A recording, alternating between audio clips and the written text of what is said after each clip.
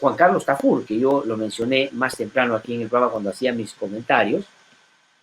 Ustedes lo conocen bastante bien, es un periodista y un analista muy conocido. Además, me parece que su análisis es muy interesante, profundo, cosa que se necesita en escenarios como el que estamos viviendo, y que hace parte de un emprendimiento que es de lo más recomendable.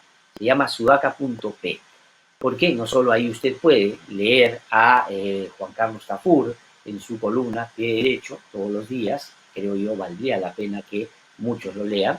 En segundo lugar, tienen también un trabajo de podcast donde algunos reconocidos, analistas, periodistas, comentaristas, especialistas en políticas, conversan y discuten las noticias del día, lo que alimenta un debate, ojalá un poquito más avisado y profundo sobre lo que nos está pasando en el país, y reúne también una serie de informaciones e investigaciones de lo más importantes que a veces nos hacen notar asuntos que el manejo cotidiano de otros medios de comunicación no incorporan mínimamente, como por ejemplo asuntos vinculados a la salud mental tremendos que ha podido difundir sudaca.p, y que recomiendo yo, por cierto, que ustedes puedan revisar todos los días. Juan Carlos, ¿cómo estás? Qué gusto saludarte, muy buenos días.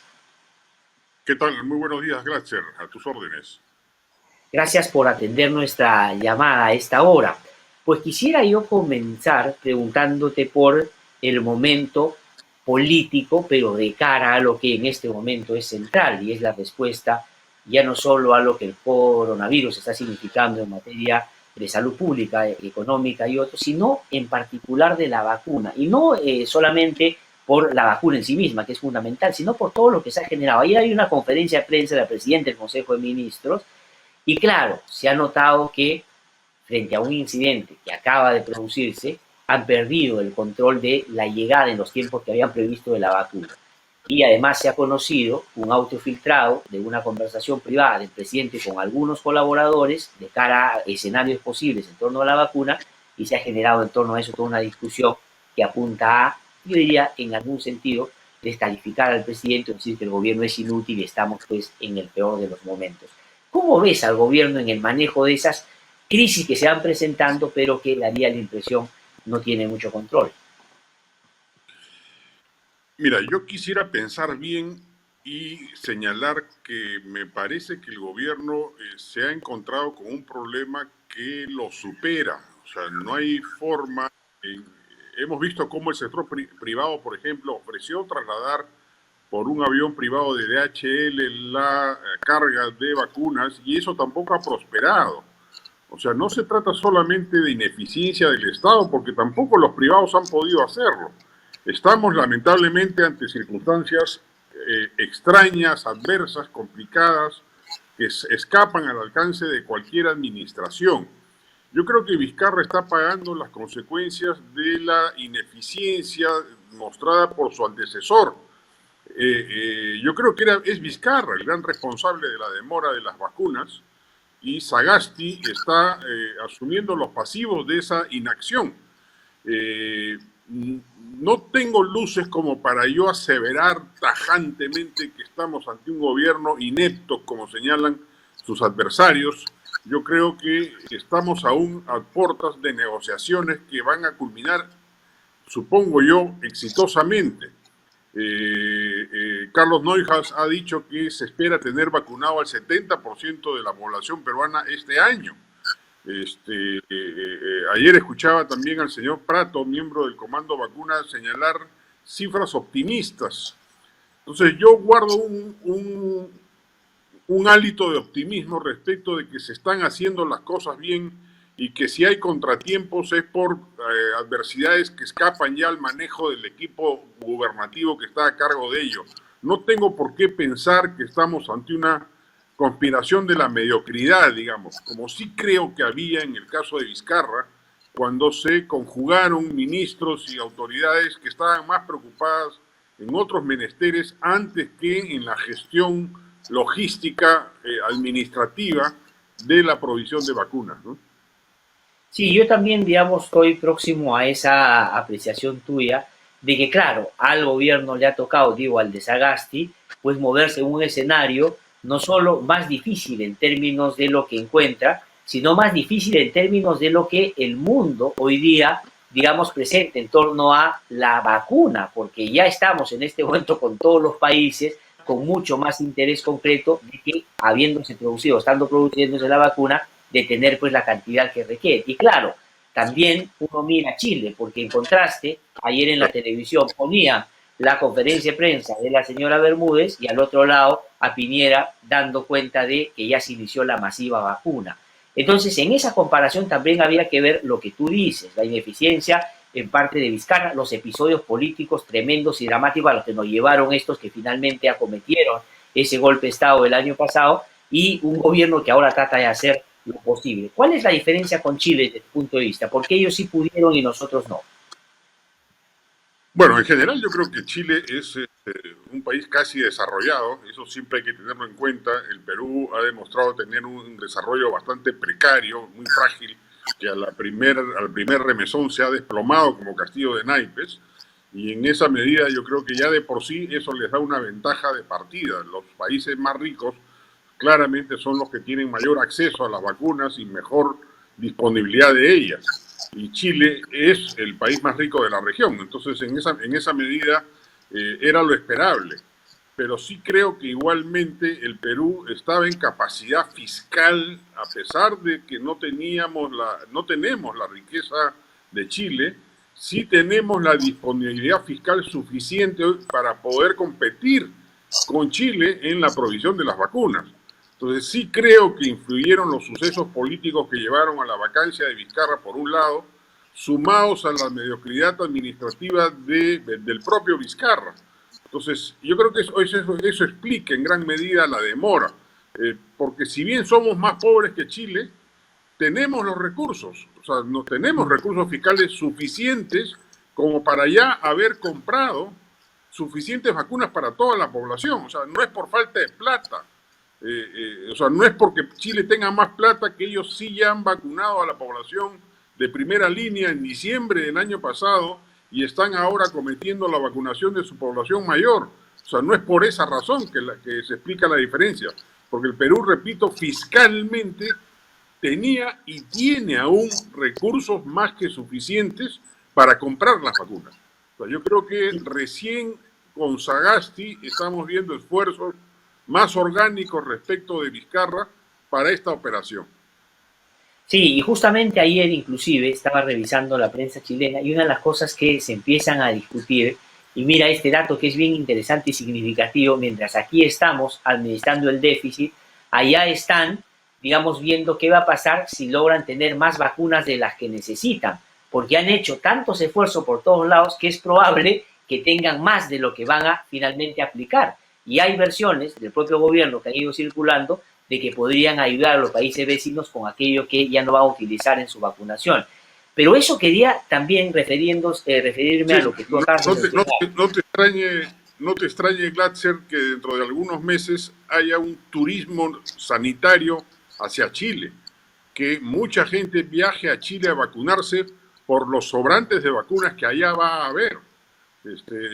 Yo creo que los sectores altos y medio altos del Perú, que ya han intentado tener un privilegio de vacunación con el acceso privado acá, y cosa que no han logrado, se van a ir a Chile. Se van a ir a Chile a vacunar. Recuerda que eso va a pasar. Sí, pues, sí, no, ese es un buen punto. Ahora, yo quería irme a otro que está vinculado con la política y justamente los resultados cuando ésta tiene algunos niveles de estabilidad o de inestabilidad, dependiendo del caso. A mí me da la impresión, Juan Carlos, si te lo pregunto, que en Chile, digamos, acusaron recibo de lo que terminó siendo un episodio político muy dramático también, con la convulsión social que todos pudimos apreciar, inclusive con actos severos de violencia, pero que llevaron a la clase política, algunos con convicción y otros de pronto por más conveniencia política, a encaminar eso a lo que entendieron era el origen y la causa de los problemas, que era cambiar la Constitución.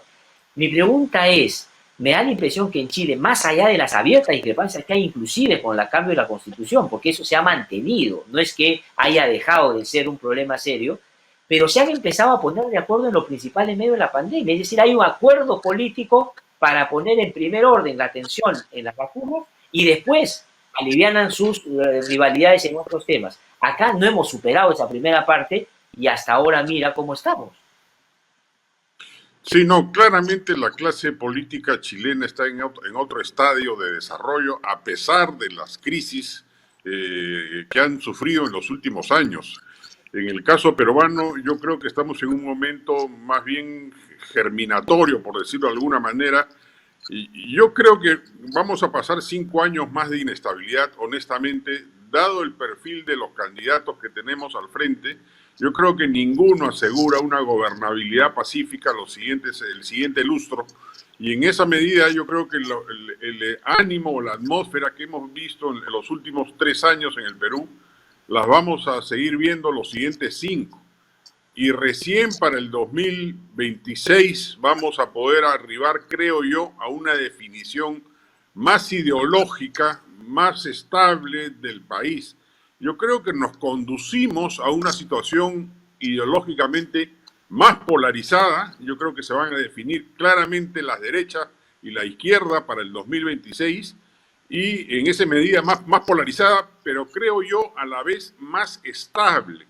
No como la mazamorra que tenemos hoy, donde hay candidatos a los que cuesta inclusive poder definir como de izquierda o de derecha, o que albergan en su seno posturas ambivalentes respecto de temas varios, ¿no? Entonces, yo no soy optimista respecto del corto plazo, pero yo sí creo que a mediano plazo el Perú, que ha dado muestras sobradas a lo largo de su historia de ser capaz de remontar adversidades enormes, va a poder transitar por este estadio de inestabilidad política y vamos a llegar al 2026 recién a una situación algo más estable que la de ahora. Yo no veo, honestamente, yo personalmente, por ejemplo, me encuentro en el 74% de la gente que según la encuesta de IEP aún no tiene candidato. Yo personalmente lo que voy a hacer en esta elección es voy a esperar hasta el último día y de acuerdo a las encuestas, entre los dos que vayan adelante, elegiré al que crea yo menos malo. Ajá. Esa es mi estrategia personal electoral, porque ningún candidato me convoca entusiasmo, me convoca ánimo, me convoca, peor aún, seguridad respecto de la posible gobernabilidad. Ahora, en una de esas, el Perú nos vuelve a sorprender y luego de los resultados electorales de estas elecciones, quien asume el mando el 28 de julio se da cuenta que es necesario pactar, porque ninguno va a tener mayoría en el Congreso, van a ser 8 o 9 mini bancadas, y descubre que es necesario recordar que pactando se logra gobernabilidad. Lo hemos visto en el Perú reciente, o sea, no es una novedad. Acción Popular tuvo que pactar con el PPC, el APRA de Primer García pactó con el SODE, y luego de eso Perú Posible pactó con el FIM, el APRA pactó con el Fujimorismo, Ollanta pactó con Perú Posible, y ese pacto incluía cuotas de poder en el gobierno, corresponde. Eso no quiso hacer Kuczynski, eso no quiso hacer Vizcarra. Creo que corresponde al gobierno que asume el 28 de julio hacerlo. Yo no creo que eso ocurra, soy pesimista respecto al corto plazo, pero en una de esas, quien asume el gobierno nos sorprende y logra un pacto de gobernabilidad que nos asegure 5 años de estabilidad. Pero eso para mí es la opción menor. Yo creo que lo más probable es que vivamos 5 años más del siglo XIX en el Perú, ¿no? Exactamente. Ahora, claro, lo que va a tener que suceder es que puede, si es que se lee bien el escenario político que tú bien planteas, que el que se viene, digo, por convicción o por conveniencia, tal vez efectivamente los acuerdos sean el soporte de un gobierno que pueda intentar darle una base de estabilidad al país. Pero si pasa lo que tú, en tu mirada pesimista, que creo que es muy compartida, porque ese 74% que tú dices está leyendo una cosa similar, el asunto es la consecuencia práctica que eso puede tener. Ojalá solo fuera un camino hacia sanear y mejorar la representación política y la política en general para el 26 tener mejores alternativas. El asunto es que en esos 5 años, quien entre va a tener que administrar la pospandemia, la vacuna, los problemas severísimos que esto va a traer y no estar alineados con esos problemas y mantener la distancia con la gente y lo que demanda, va a significar estar el 26, por más estables en la política, en materia de administración pública y de rechazo al funcionamiento del Estado porque no es eficiente, probablemente con mayor frustración. Así es, no, yo creo que lo que le ha pasado a Sagasti puede ser la mejor demostración anticipada de lo que le puede pasar a un gobierno a partir del 28 de julio. Siendo honestos, yo veo en Sagasti un personaje capaz, que ha convocado un gabinete de gente mayoritariamente solvente, honesta, capacitada. Y sin embargo, la ciudadanía lo ha castigado de una manera feroz. Sus niveles de aprobación, que llegan al 21%, habiendo estado casi al triple hace un mes, nos demuestran que la exigencia ciudadana se ha desbordado y un gobierno normal, digamos, como el de Sagasti, no es un gobierno extraordinario, pero es un gobierno normal dentro de los cánones de la normalidad que hemos visto en los últimos años, es rápidamente engullido por la exigencia ciudadana. Entonces yo creo que si en 2021 nos toca un gobierno más o menos similar, que logra convocar un gabinete sensato, pero que no logra establecer un pacto político, a los pocos meses vamos a tener cifras toledianas, digamos, de aprobación, que nos van a llevar a un periodo nuevamente de inestabilidad y ojalá no de vacancias o cambios de gobierno a mitad de camino, ¿no?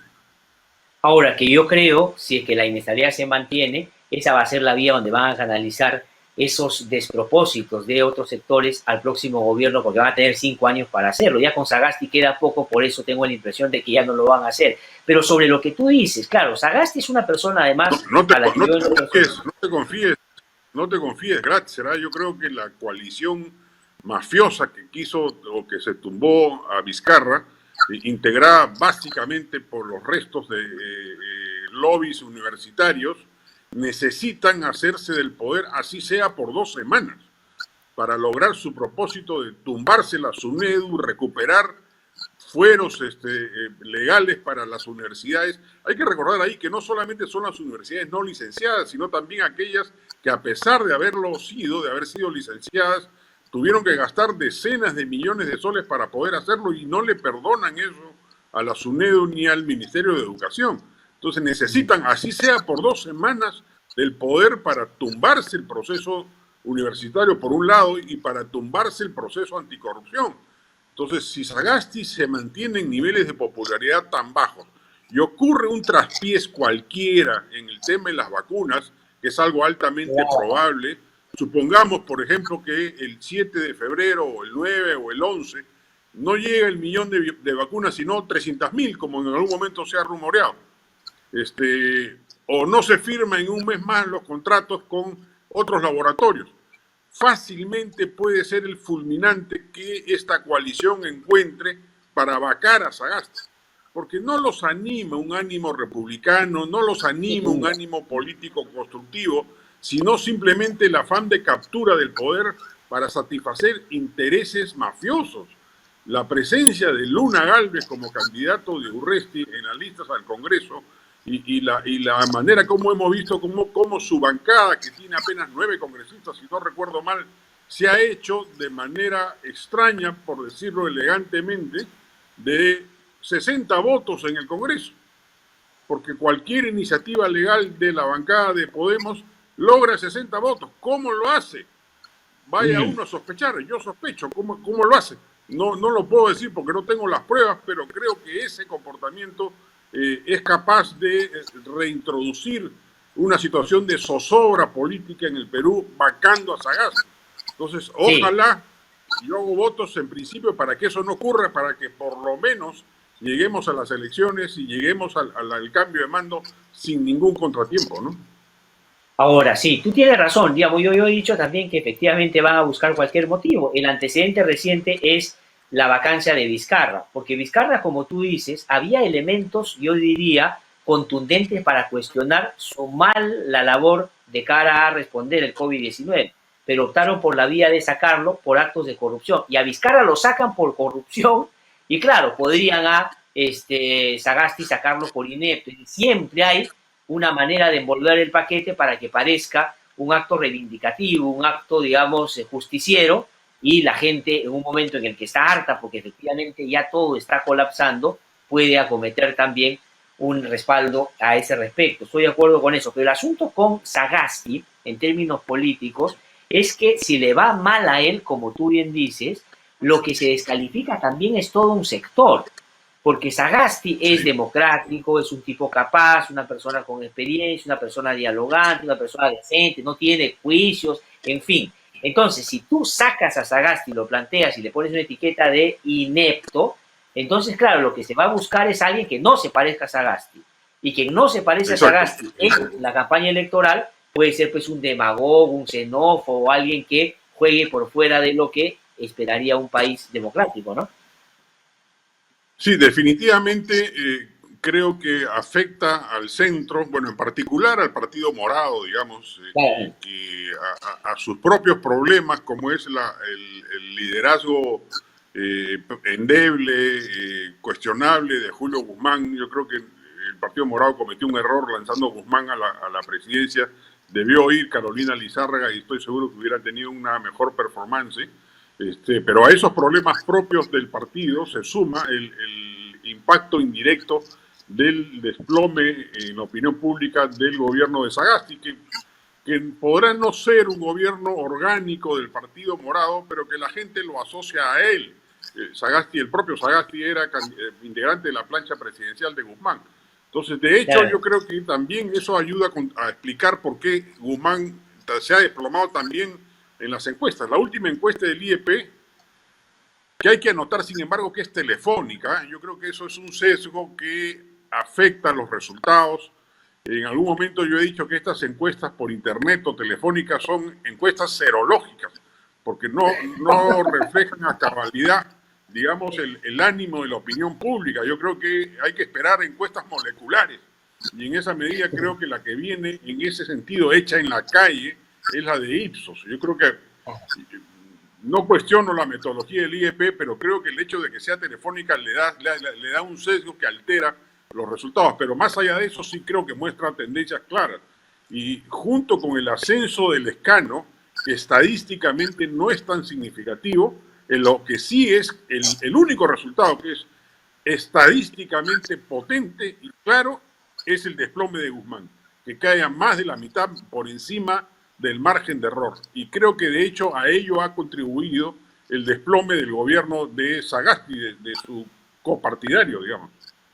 Claro, en el caso de Guzmán concretamente, ¿no? Porque en esa misma encuesta, cuando tú ves cómo les iría a los partidos en el Congreso, pese a que la mayoría de la gente todavía no votaría por ninguno, el Partido Morado aparece primero. Es decir, la gente valora el trabajo de algunos congresistas, pero descalifica a Guzmán como el líder de eso, por sus propios comportamientos y por lo de Sagasti también. Pero ¿cómo ves tú lo de Lescano y lo de Verónica Mendoza, ¿no es cierto?, que ha merecido ya ayer una respuesta, por ejemplo, Keiko Fujimori diciendo que ella es la que va a combatir la izquierda radical y va a combatir el populismo lescano?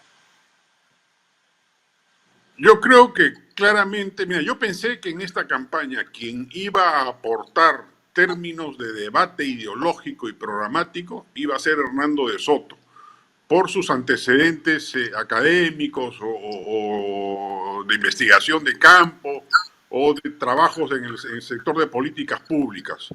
Por alguna razón De Soto ha defeccionado en ese sentido, está perdido, no aparece, no presenta propuestas, yo creo que se ha desdibujado. Quien ha asumido ese papel es Verónica Mendoza, que con su lema de cambio de constitución y cambio de modelo económico ha obligado a que candidatos como Keiko Fujimori también ideologice su campaña, porque claramente el fujimorismo apuesta por la defensa de la Constitución y ya ha planteado una polarización con Verónica Mendoza. Es la única que lo ha hecho expresamente. Ningún otro candidato ha recogido el guante. Entonces yo creo que en el fujimorismo han leído correctamente de que el debate y probablemente la segunda vuelta del 2021 sea entre Keiko Fujimori y Verónica Mendoza. suponiendo que Forsyth se desplome. O sea, a mí me sorprende que hasta ahora no se desplome, pero o sea, yo creo que claramente recoge un ánimo antipolítico Forsyth y eso le permite aún estar encaramado en, Ujú. Primer en lugar. las encuestas, digamos. Pero yo sí creo que tiende a caer. Bueno, ya está cayendo, ¿no? No, La ya está velocidad de cayendo, ya está caída, cayendo. la velocidad de caída quizás es la única duda, ¿no? Y si alcanza como para que en la segunda vuelta de las elecciones no participe. Si él participa, sí, claramente, eso ya deja de ser una campaña ideológica y se convierte en una campaña de memes, de gestos, etcétera, ¿no?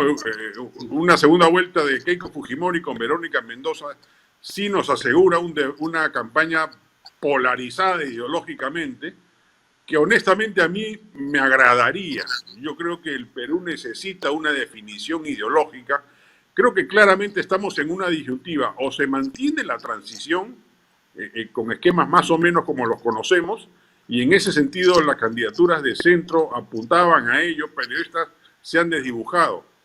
O se retorna a una situación más libre mercadista de los 90, que es lo que propone Keiko, propondrían Hernando de Soto, Rafael López Aliaga, pero estos dos últimos se han desdibujado en la campaña, o se cambia la constitución y se arriba a un modelo mucho más vinculado a un manejo del Estado de la economía respecto de la economía de mercado, que es lo que propone Verónica Mendoza. Este, y ojalá se dé esa definición, ¿no? Sería un Claro, adelanto de lo que yo creo que va a ocurrir recién en el 26. 2026. Yo saludaría una definición de ese tipo.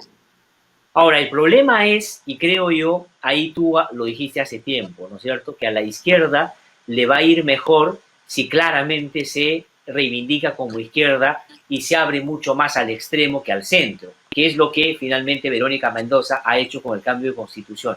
Ahora, el problema es que Keiko Fujimori, si va a ser quien represente a la derecha, claro, el problema con Keiko Fujimori es que no es solamente un asunto de definición ideológica con ella, sino ella tiene una carga, ¿no es cierto?, de otra naturaleza, inclusive judicial, por decirlo de alguna manera. Ella no solo representa, digamos, ideológicamente a un sector, sino al sector de la política que estuvo muy contaminado por malas prácticas que hay que reprocharle a la izquierda y a la derecha.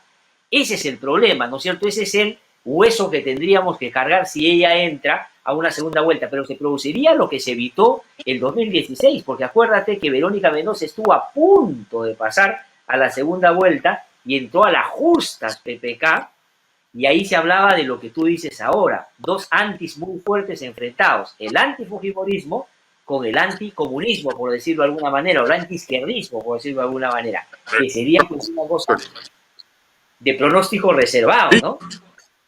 sí, de pronóstico reservado. O sea, yo creo que, o sea, en la última encuesta del IEP, cuando, sí, creo que es del IEP o de Ipsos, no recuerdo en este momento, cuando se mide el antivoto, creo que es de Ipsos, Ipsos, el Ipsos. antivoto de Keiko es inmensamente superior al de Verónica Mendoza. Verónica Mendoza me sorprendió porque yo suponía también un antiizquierdismo acendrado, digamos, en la población, pero su antivoto era de 40 y tantos %, digamos, respecto del Sí, 70 y tantos % que tenía Keiko Fujimori o el casi 80% que tenía Ollanta por ejemplo, ¿no? Que tenía un antivoto inmensamente mayor, o Acuña, que también tenía más antivoto que Verónica Mendoza, digamos.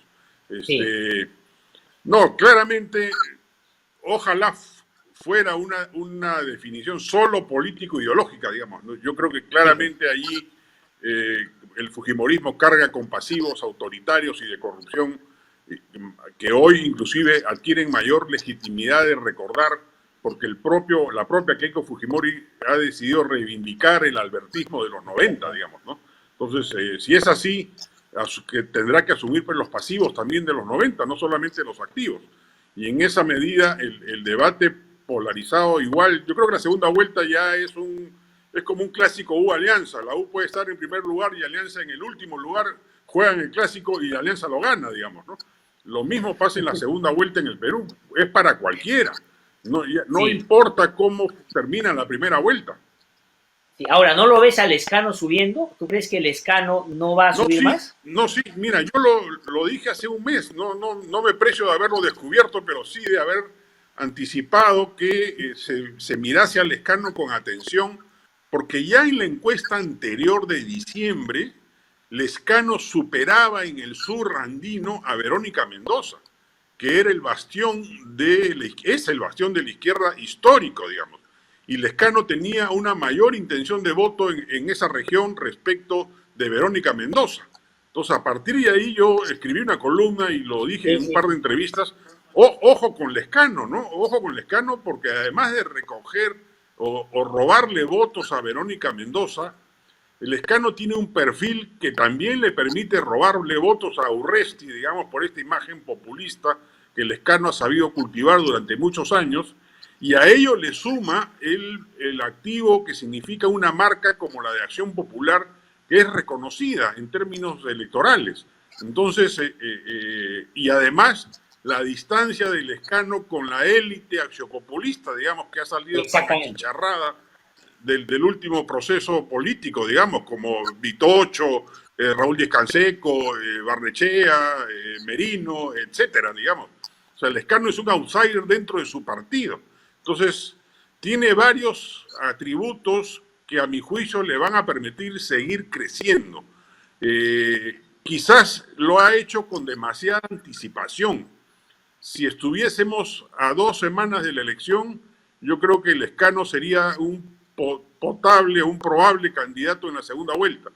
Pero estamos todavía muy lejos en términos electorales y de repente ha aparecido demasiado pronto, digamos, ¿no? Entonces sufrirá el cargamontón o la turbamulta típica, digamos, de esa circunstancia y no sé si aguante o se sostenga hasta la fecha definitoria, digamos. Pero no, sí, de hecho me parece yo creo que si Verónica Mendoza afinase su estrategia, se debería dar cuenta que su principal enemigo es Lescano, porque le está Ujú. quitando votos de su propio patio trasero, ¿no? Sí, sí, sí, no, no, además Lescano tiene otra particularidad que me parece que hay que anotar también. Es él, si tú quieres, más izquierdista o progresista en términos económicos, sociales, pero es muy conservador en algunos otros temas también. O sea, es el clásico Sí, axiopopulista de antes o el clásico izquierdista de antes. Entonces podría correcto. también tener ahí en ese perfil, digamos, un espacio donde puede pescar algún nivel de adherencia, me parece, ¿no? Sí, sí, en general yo lamento el grado de conservadurismo que ha crecido en la política peruana. Yo creo que, digamos, si comparamos inclusive el ánimo moral de la constituyente del 78, que dio pie a la constitución del 79, casi no hemos progresado en nada y han pasado 40 años, digamos, ¿no? Sí, pues. Yo lamento, honestamente, yo me considero alguien de derecha liberal, digamos, y lamento que la derecha en el Perú sea tan conservadora. Y cómo quisiera yo una derecha que respecto de temas sociales o morales tenga la misma actitud que tiene Verónica Mendoza, ¿no? Respecto del aborto, de la despenalización de las drogas, etcétera, ¿no? El matrimonio homosexual, etcétera, etcétera. No veo en la derecha a nadie con ese perfil, ¿no? Yo eso sí lo lamento, no veo a Keiko Fujimori en ese perfil, no veo a No, Blanca no, de no, Soto no, en no. ese perfil, cosa que me No, no, al sorprende, contrario, yo y creo que ese sería claramente el López elemento Aliaga que pues, ellos es van un a enemigo de amplificar de las la diferencia libertades. con Verónica Mendoza. Yo creo que ese va a ser el elemento que ellos van a tratar de amplificar en contra de Verónica Mendoza, cuando justamente yo Sí, coincido claro. contigo plenamente, está más asociado a libertades, que es, digamos, un bien que más allá de otra discrepancia que podamos tener, deberíamos procurar resguardar todo, pero no va por ahí ese sector de la derecha efectivamente, ¿no es cierto? Pero entonces el asunto está todavía, crees tú, muy poco claro y Forsyth, ¿qué cosa lo va a sacar? Porque es curioso, está primero en las encuestas, es verdad, cayendo, pero su agrupación política al Congreso ni siquiera aparece con un mínimo de posibilidades. O sea que si pasara la segunda vuelta y ganara, no va a tener bancado, va a tener una muy chiquitita. Sí, no, yo creo que eso le va a pasar a todos, ¿ah? A cualquiera de los que gane va a tener una bancada pequeña, digamos, si es que logran pasar la valla. Y eso nos va a llevar a un escenario de ingobernabilidad de nacimiento, digámoslo así, a partir del 28 de julio. La única manera de resolver ese problema, y que tendría no solo Forsyth, sino cualquiera que gane, Keiko no va a repetir la performance congresal del 2016, no va a tener 60 congresistas, tendrá pues 20 a lo sumo, en el mejor de los casos. O sea, esta va a ser una primera vuelta en la que los dos que van a pasar va a ser el primero con 10 y el segundo con 9. O sea, nunca se ha visto eso en la historia electoral peruana. Entonces van a tener bancadas reducidas. O sea, ojalá tengan la sabiduría de pactar, y el pacto incluye o va a tener que incluir asumir diferencias ideológicas y ceder algunos aspectos programáticos para poder asegurar la gobernabilidad. Si no se logra una mayoría congresal pactada para el ejercicio de los siguientes 5 años, yo creo que nos asomaremos o seguiremos instalados, como dijo Carmen McEvoy cuando le preguntaron respecto de los sucesos de los últimos años. Ella dijo con sabiduría histórica que en verdad así había sido el Perú el siglo XIX, ¿no? Salían presidentes uno tras otro, gobernantes enjuiciados, expulsados, golpes de Estado, etcétera. Así vivimos el siglo XIX.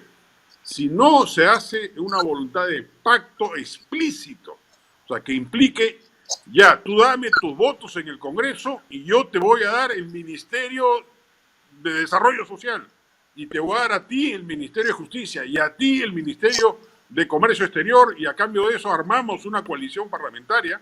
Si eso no se logra, yo creo que el Perú va a ser ingobernable los siguientes 5 años. Y que mejor nos preparemos anímicamente para un escenario de inestabilidad permanente, donde veremos nuevamente presidentes caer, congresos cerrados, en fin, el escenario que hemos visto los últimos 3 años. Ahora, claro, el problema, y yo coincido contigo con el principio de juntarse por el bien del país, pero el asunto está que esos pactos en los últimos tiempos se han dado, pero han estado asociados a, digamos, hechos o pretensiones subalternas. Esos 105 que bajaron a Vizcarra, digamos, hicieron un pacto, que es un pacto que mantienen hasta ahora, pero es un pacto para el mal, por decirlo de alguna manera. Ese es el problema, porque acuérdate cuáles fueron las primeras acciones del gobierno de Merino. Fueron 3. La carta que le manda Luna Morales a la SUNEDU y le dice, mira, compadre, ya se te acabó tu tiempo, ahora devuélveme mi licencia. Y después retira la carta, acuérdate. El segundo acto, quieren sacar al procurador general. ¿Para qué? Para controlar el caso Lavallato, era evidente. Y en tercer lugar, le dicen al Canal 7, no me saques esas marchas en pantalla porque atentan contra este gobierno que acaba de entrar. O sea, ese era el plan de gobierno, por decirlo de alguna manera. Ese es el pacto que hubo. Claro. El problema es quiénes llegan. Pero acuérdate también de la cita que el ministro de Educación, no recuerdo su nombre en este momento, este almirante, lo cita de emergencia al jefe de la SUNEDU. D'Alessio, ¿no? Entonces, también fue una primera señal del gobierno a dónde apuntaba, ¿no? Claramente lo estaba citando para cuadrarlo, ¿no?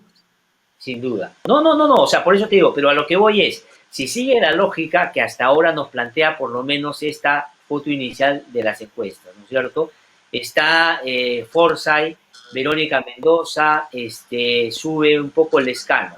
Si Lescano logra meter, no tantos, pero una buena cantidad de congresistas, esa acción popular del Lescano es distinta a la acción popular de Merino, es evidente. Si Verónica Mendoza mete un grupo de congresistas importantes y el Partido Morado logra meter también, pese a que su líder no gane, no avance como candidato a la presidencia, y Forsyth, y gana el lado, digamos, más democrático de Forsyth, que hay algunos que son interesantes en su lista, podrías tener ahí algunas agrupaciones con representación que podrían encaminar un pacto, digamos, interesante también, ¿no? Sí, ojalá esta vez la gente vote bien. Yo creo que hay buenos candidatos en casi todas las listas, ¿no? Yo creo que hay gente valiosa que debería estar en el Congreso, y ojalá esta vez votemos mejor en el Congreso, porque va a ser más determinante la composición del Congreso que quién sea elegido presidente, creo yo, en esta elección, dada la circunstancia en la cual ninguno va a tener mayoría absoluta.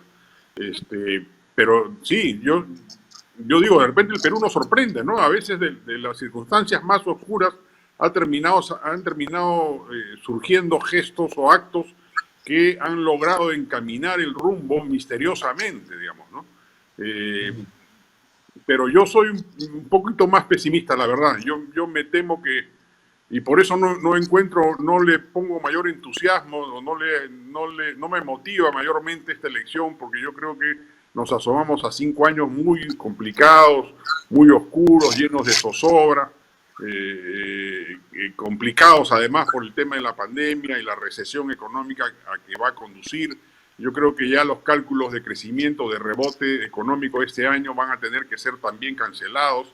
Si no logramos vacunar a la población este año, el rebote económico previsto de 10% para este año no se va a producir, y eso va a generar un incremento de la pobreza, una caída de la clase media.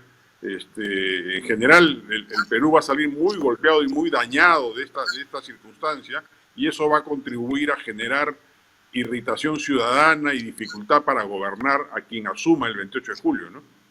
Sí, pues, y eso va, lamentablemente, si es que en el interín, es decir, de cara al proceso, en el proceso electoral de cara a la elección, los discursos más extremistas son los que empiezan a tener mayor asidero, puede ser peligroso. Tú has llamado la atención, y con razón, lo he tratado y lo he hecho aquí también en el programa, de esta posición xenófoba, por ejemplo, que por lo menos 3 o 4 candidatos explícitamente lo están ya planteando en su lucha contra la inseguridad.